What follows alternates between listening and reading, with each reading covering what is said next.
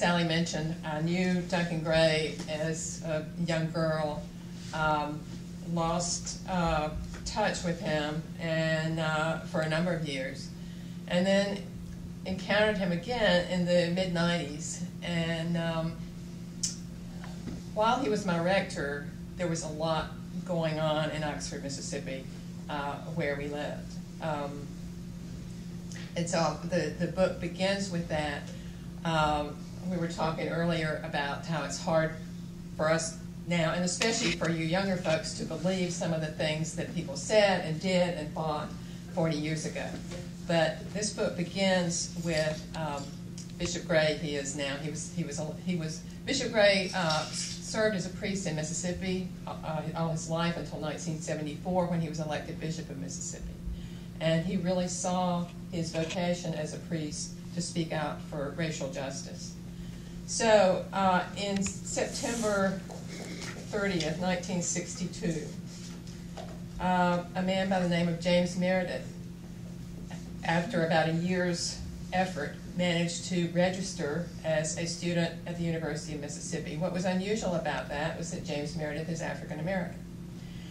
And so on the night of September 30th, there was a riot on the campus of Ole Miss, as it's known, and 2 people were killed, a number of people were injured, all in an effort to try to prevent Meredith from integrating the University of Mississippi.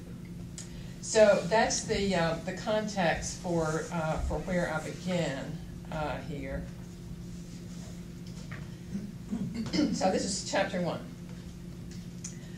Late in the evening of September 30th, 1962, the Reverend Duncan M. Gray, Jr. mounted the base of the Confederate monument on the campus of the University of Mississippi. A slight, balding man in glasses, he shouted to be heard above the din. "General, General, speak to these students. You can persuade them. Tell them to stop this violence and rioting. Tell them to go back to their dormitories." The general whom Gray addressed was the same Major General Edwin Walker, who at President Dwight D. Eisenhower's orders had led U.S. Army troops into Little Rock, Arkansas, to ensure the desegregation of Little Rock Central High School 7 years earlier. More recently, he had been disciplined for insubordination. In response, he had resigned from the Army in public protest over what he had described as the Kennedy administration's, quote, collaboration and collusion with the international communist conspiracy. Still more recently, indeed only 4 days before his appearance on the university campus, he had given a radio speech in which he apologized for being on the wrong side in Little Rock, and had called on supporters to rally to the campus to help resist the admission of the first African-American student, James H. Meredith, to the University of Mississippi. Now Walker ignored Gray. Instead, he continued his harangue of the crowd as tear gas fumes swirled around them all. "I want to congratulate you on what you are doing here this evening," he cried. "You have every right to protest. Stand fast, stand firm. There are thousands who support you. You will win in the end. The federal government is encroaching on your rights as American citizens. It is your duty to resist." Gray persisted, however.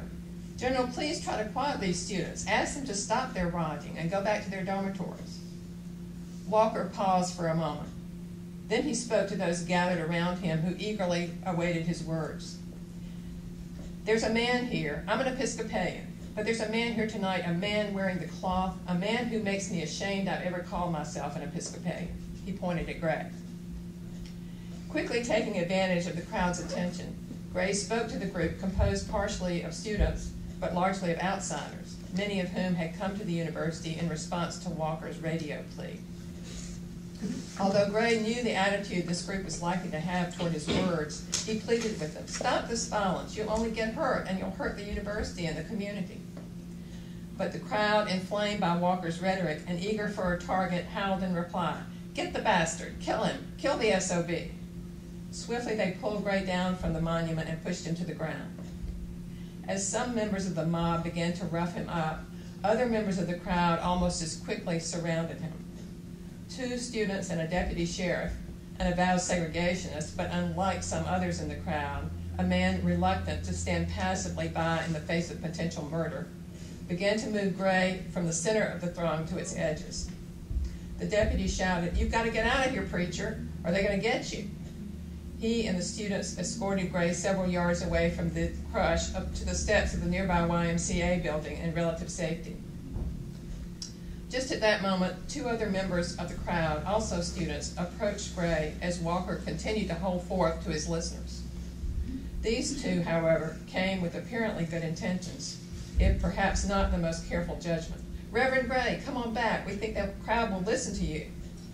Yet as Gray and the student turned to head back in Walker's direction, Gray realized the cause was lost. The mob, bent on violence, moved in the direction of the already embattled federal marshals President John F. Kennedy had ordered in to protect Meredith and the university campus.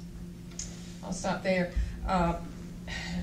That's, of course, a pretty exciting, I hope you found it an exciting passage, pretty dramatic. But as you can imagine, it's only the beginning, and not really the beginning, because I go back and forth in here telling the story of this man. But as you can imagine, a lot of what came afterward in Oxford and in St. Peter's Episcopal Church in Oxford is a large part of the story. There were certainly people in the congregation who supported what Gray was doing and other things he had done before and would do in the future. But as you can imagine, knowing Episcopal parishes, there were people who very much opposed everything that Gray stood for. So I'll begin with that. I talk about the situation. I go back and look at Gray's life and so on, because one of my questions was,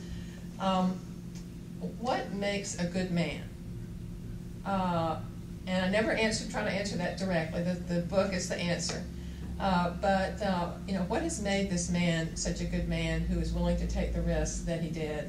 And they were, at the time, they were possibly death-dealing risks in Mississippi at the time. But as I say, my question was what made this man who he is? So let me read one more brief passage from near the end of the book. This is from the Afterword, after Gray had retired from the priesthood and as bishop. So, I'm not a crusader, Gray said often, by which he meant that he never saw himself as someone whose primary vocation is to call God's people to account for their failure to live up to God's demands for justice and righteousness. The vocation of a Christian minister is sometimes spoken of as combining three biblical roles: the priest, the prophet, and the pastor. The priest is the one who serves God and God's people by administering God's rites and rituals, and in the Episcopal Church, it is those ordained as priests who officiate at the sacraments. The prophet is something of a crusader, to use Gray's term. The prophet reminds God's people, often forcibly, that by claiming to be God's people, they have agreed to abide by the terms of a covenant that they have made with God. They have agreed to attempt to imitate God's compassion and loving kindness, as well as God's justice and righteousness. Although sometimes biblical prophets do offer words of comfort, their message always contains accusations of failure, and therefore is very seldom a welcome one to those who hear it. Finally, the pastor, the term most familiar to many Christians, is the one who cares for the sheep, the shepherd. But as any number of preachers and writers have noted, in real life sheep are dirty, timid, stupid, and stubborn, with any number of bad habits. So, although our image of the shepherd is often, in the poetic sense, pastoral, romanticized, the good shepherd not only comforts the sheep, but out of caring for them, herds the sheep in the interest of their well-being. It was as pastor that Gray excelled, whether as rector in a parish or as bishop in a diocese. It was as a pastor that many people loved him, even when he was speaking in a prophetic voice to them. He loved them, and they knew it, even as he chastised them.